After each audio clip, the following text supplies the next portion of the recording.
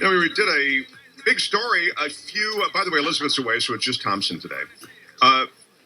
We did a big story about the animal shelters and what bad shape they're in.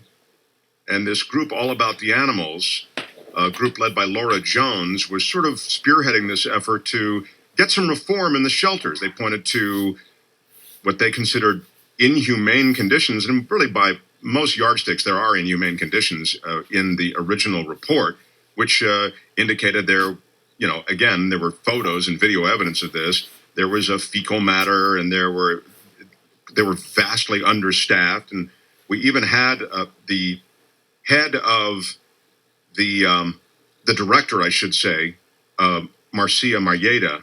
We had her on, or was it Marcia? I don't know how she says her name, the first name. Maybe it was Marcia. And she was talking about the fact that they were understaffed that day. And anyway, there were a lot of complaints. And unsanitary conditions in these complaints led to a call for a report. Laura Jones joins us now, co-founder of All About the Animals. So now, these many weeks later, Laura, what do we find out? Hi, Mark.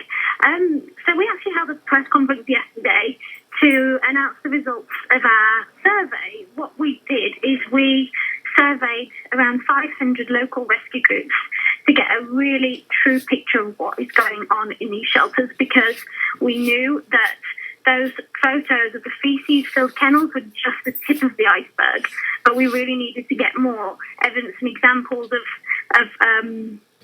other malpractice and inhumane conditions to really be able to demonstrate this.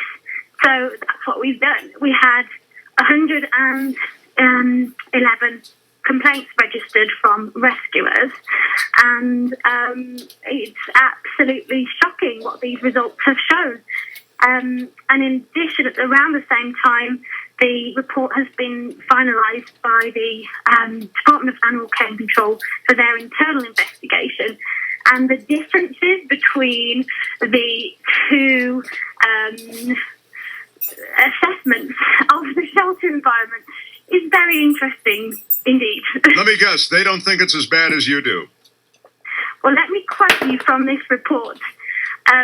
Marcia Maida, so she, as you know, she's the Director of Animal Care and Control, quotes in her report, "The Department of Animal Care and Control is an industry leader in managing animal health. This is an absolute misrepresentation of fact." And this is what our survey shows. The LA Times has came along to our press conference, and a couple of cases that they mentioned include a poodle that was at Carson Shelter. This was from November 2011, and the poodle was in the shelter for around 10 days and was infected, but the shelter staff seemingly did not notice or vet this dog at all. And she had maggots, and she had there was urine and feces covering this poor animal, and the dog was so severely infected she had to be euthanized. I saw that, and that was sickening. Yeah. And I'll tell you the other thing that you pointed to was, what about the fact that there was an animal that the owner was trying to that found the animal, was trying to pick up the dog, pay the fines, but they euthanized the dog anyway. Yes, it's absolutely heartbreaking. I've spoken in depth with Richard Galvan, the owner of the animal. So, this was an animal he was desperately trying to reclaim from Animal Care and Control. It was made absolutely known that they wanted to reclaim it. Him and his wife made multiple phone calls, visits to the shelter, and begged for them not to kill the dog, and they still did. And this is, again, these are just two very worrisome examples in a long line of examples in our survey, and people can actually read every single example themselves on our website, allabouttheanimals.org. And there's a report of our survey, and all of the examples are on there as well. There's 260 pages of complaints. Wow. And we'll have the link to allabouttheanimals.org on our website, KFIAM640.com. Hey, what's going to happen? We had Marcia Mayeda on, and she is a well-compensated city employee, and she is supposed to keep an eye on all of this. And she said, hey, look, I didn't know about this. And now that I've found out about it, we're going to clean this up. She also said, I mean, we're having a problem staffing everything. And that was one of the things that the report suggested, which is that these are woefully understaffed facilities. I mean, just horribly understaffed. Is there a way? I mean, you just put an objective cap on here and tell me, is there a way to make this happen? Does the city have the money to do it, or is it always going to be understaffed? And this is just a situation in our shelters that is shameful, but it's not going away. Let's be honest here, Mark. I think it's an excuse.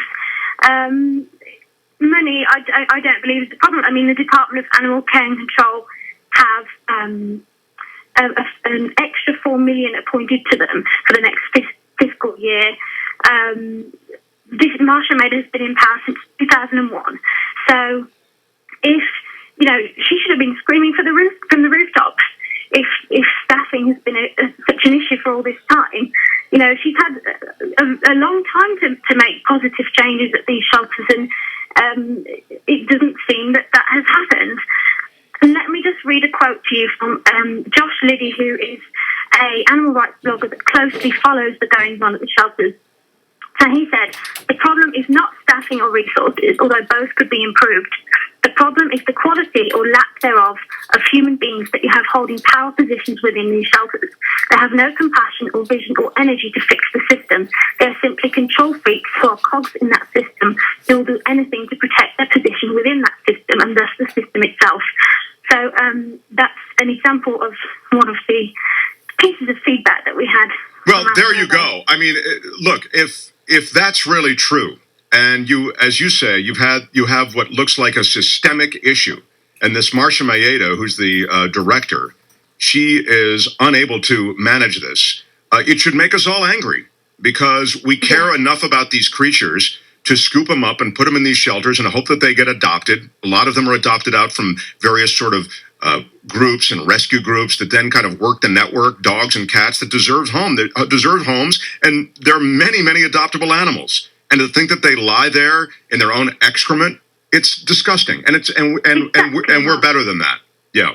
Yes, and I think what's frustrating, as we mentioned last time, is that Marsha Maida is earning a tremendous amount of money to do this job, and yes, it's a tough job.